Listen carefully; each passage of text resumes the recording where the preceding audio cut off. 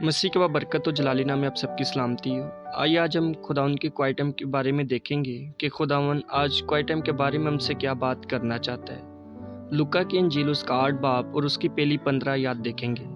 تھوڑے عرصے کے بعد یوں ہوا کہ وہ منادی کرتا اور خدا کی بادشاہی کی خوشخبری سناتا ہوا شہر شہر اور گاؤں گاؤں پھرنے لگا، اور وہ 12 اس کے ساتھ تھے، اور بعض عورتیں جنہوں نے بری روحوں اور بیماریوں سے شفا پائی تھی، یعنی مریم جو مگدلینی کہلاتی تھی، جس میں سے 7 بدروحیں نکلی تھی، اور یوحنا ہیرودیس کے دیوان خوزہ کی بیوی، اور سوسنا اور بتیری اور عورتیں بھی تھیں جو اپنے مال سے ان کی خدمت کرتی تھیں۔ پھر جب بڑی بھیڑ جمع ہوئی اور ہر شہر کے لوگ اس کے پاس چلے آتے تھے، اس نے تمثیل میں کہا کہ ایک بونے والا اپنا بیج بونے نکلا، اور بوتے وقت کچھ راہ کے کنارے گرا اور روندا گیا، اور ہوا کے پرندوں نے اسے چگ لیا، اور کچھ چٹان پر گرا اور اگ کر سوکھ گیا، اس لیے کہ اس کو تری نہ پہنچی، اور کچھ جھاڑیوں میں گرا،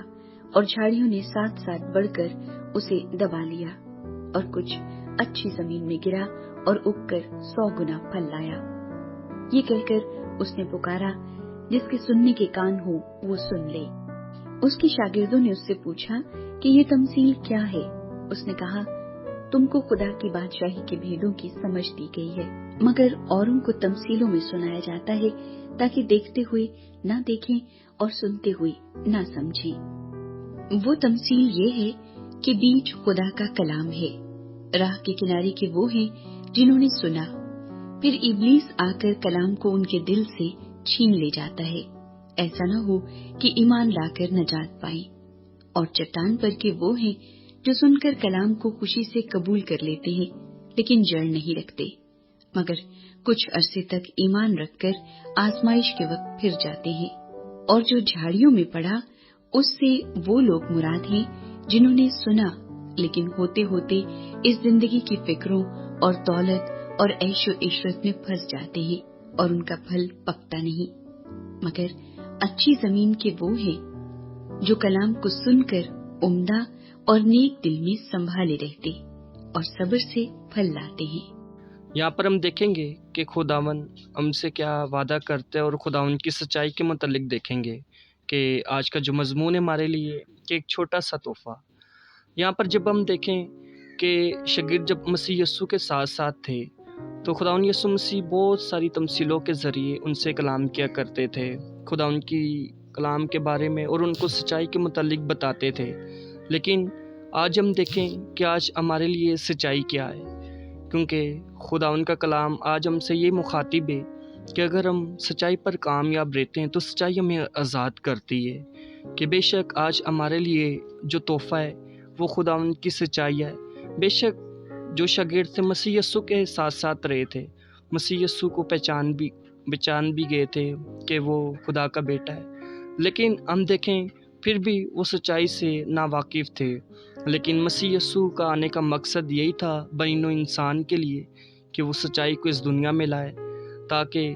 آج ہم بھی اس سچائی کو جان سکیں۔ آج جو لوگ بالکل جھوٹ بولتے ہیں، خدا سے دور ہیں، ان کو خدا کے ساتھ دوبارہ کنیکٹ کروا سکے۔ اور آج ہمیں سوچنے کی ضرورت ہے کہ ہم خداوند کے ساتھ چلتے ہوئے آج ہم کہاں پر جھوٹ بولتے ہیں۔ بے شک خداوند آج ہمیں بہت سارے ایسے طریقوں سے استعمال کرتا ہے، کیونکہ خداوند آج ہم سے چاہتا ہے کہ ہم ہمیشہ اس میں قائم اور دائم رہیں، اور ہمیشہ ہم اس کی سچائی کو قبول کریں،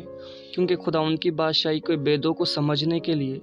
پہلے ہمیں خدا کا پاک روح حاصل کرنے کی ضرورت ہے، کیونکہ جب خدا کا پاک روح ہماری زندگیوں میں آتا ہے تو وہ گہرے گہرے مکاشفات ہماری زندگیوں پر کھولتا ہے، پھر وہ ہمیں ایسا بنا دیتا ہے جیسا وہ چاہتا ہے کہ ہم بن سکے، کیونکہ خداوند کی پاک روح کی گائیڈنس ہماری زندگیوں میں ہونا بہت ضروری ہے۔ جب ہم اپنی زندگیوں میں خداوند کے پاک روح کو